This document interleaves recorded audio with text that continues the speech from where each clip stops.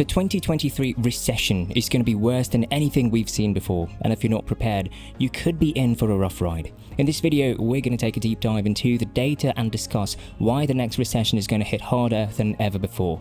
By the end of this video, you'll have a better understanding of what to expect and how to protect yourself from the fallout of the 2023 recession. So sit tight, grab a cup of coffee, and let's dive in. I'm really worried about how bad this recession is going to be. Have you heard that the average person in America is only saving 3.7% of their income? That's only about a third of what it's been since 1959, and we're almost at historic lows. It's all because wages aren't keeping up with the inflation, which has been over 5% for 22 straight months now. And you know what people are going to do to fight that inflation? They're borrowing money, more money, and getting into even deeper debt. That's why we have close to $1 trillion worth of credit card debt.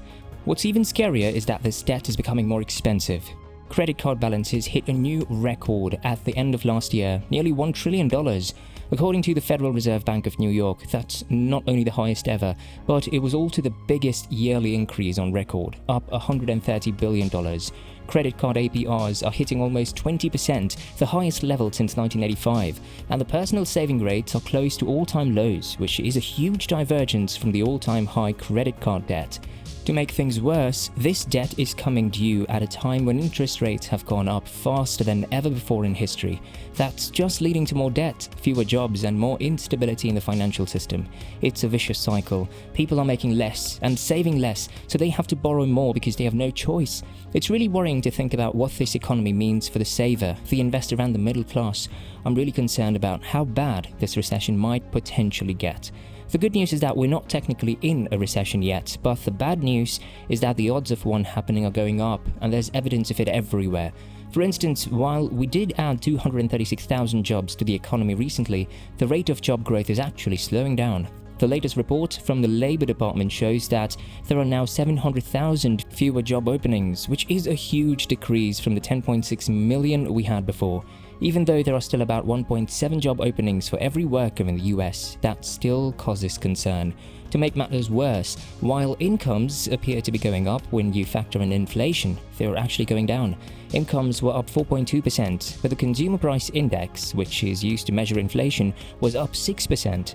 As interest rates go up to fight inflation, some jobs will be at more risk than others. For instance, tech was hit hard, but now it's affecting jobs like retail, construction, and manufacturing. Even companies like McDonald's, which should be less prone to business cycles, are cutting back. Since October of last year, 760 companies have cut 538,000 jobs, with 240,000 of those cuts coming from just 20 companies alone. It's clear that the economy is definitely slowing down and the Fed is finally getting what it wanted. But what does this mean for the middle class, and what are the odds of a recession? According to statistics, by 2024 the odds of a recession are over 50%, which is slightly worse than a coin flip. Economists use something called the inverted treasury yield curve to predict recessions, and it has accurately predicted all 10 of the last recessions since 1955. All in all, things are not looking good for the economy, and we should be prepared for the worst. Have you heard about the inverted yield curve? It's been causing lots of concern lately. Basically, it's when the interest rates on long-term bonds, like the 10-year Treasury bond, are lower than the rates on short-term bonds, like the 2-year Treasury bond. This usually happens in a healthy economy, but when it happens during a downturn, it's a bad sign. What does it mean for us? Well, historically, every time the yield curve has dipped below zero, we've had a recession shortly after. And right now, the curve is more deeply inverted than it's been since the 1980s. If a recession does happen, it's going to hit us hard. In the short term, inflation is going to stay high, especially since OPEC just announced they're cutting oil production. That's going to make gas prices even higher, and Americans feel inflation the most at the gas pumps. Domestic banks are also already tightening their lending standards, which means getting a loan to buy a car or a house is going to be even more difficult. As for jobs, we can expect more job cuts to spill over into other sectors of the economy. And if Jerome Powell continues to raise interest rates, it's only going to make things worse. But the worst part, some experts are saying that this next recession is going to be even worse than the financial crisis of 2008. Peter Schiff, for example, thinks that this is a sequel to 2008, and that, like all sequels, it's going to be even worse. I don't know about you, but all of this is making me really worried. One of the long-term side effects is that our dollar is getting weaker, which is not good news.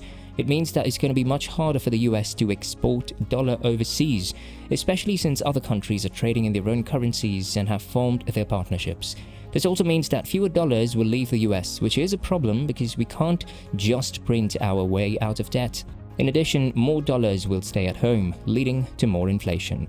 But the biggest storm cloud over the economy right now is commercial real estate. It's really concerning because if businesses can't afford to rent or buy property, it could have a ripple effect on the whole economy.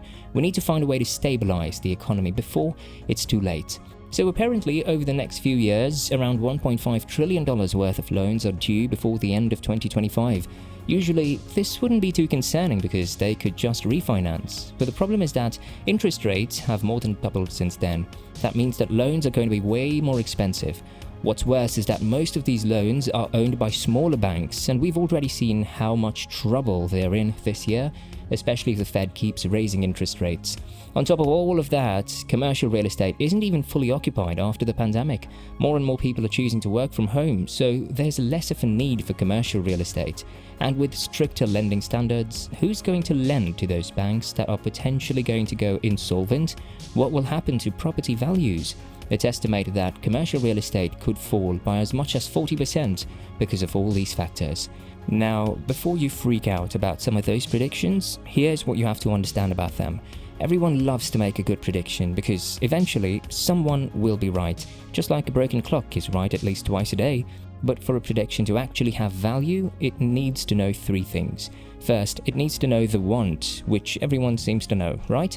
It also needs to know the why by showing data of why something will happen in the future. And then it needs to know the when by telling us approximately the timeline or what will trigger that event to happen. If you know those three, it'll allow you to do the fourth, which is to bet money and invest it in such a way that you can make a profit. But right now no one can say they know, and we won't know until that event has actually happened. That's why I don't make my own predictions and I don't listen to them. Instead, I try to look at data for my own benefit so that if something were to happen, I don't freak out and I continue investing. Here's what the data shows. Our yield curve inverted in July of 2022, and ever since it's been going down. The evidence shows that 57% chance that a recession will start on or before late December 2023, and there's more than a 95% chance that it will start on or before late July 2024. So it really does look like a recession is pretty much inevitable by late 2024. But as I said earlier, while there are concerns and predictions about the potential for a recession in the near future, it's important to keep in mind that predictions are not always accurate. It's also essential to gather data and make informed decisions rather than getting caught up in fear and panic. The current economic climate is uncertain, but by staying informed and making rational choices, we can navigate through any challenges that may arise. As always, it's wise to seek professional advice and guidance when making financial decisions. With that, we've come to the end of this video. Thank you for watching.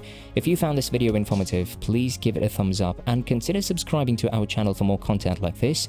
Also, feel free to leave a comment below with your thoughts on this topic or any questions that you may have. And remember, if you're interested in learning more about finance and the economy, be sure to check out our other videos on this channel. Thanks again for watching, and we'll see you in the next video. Until then, peace.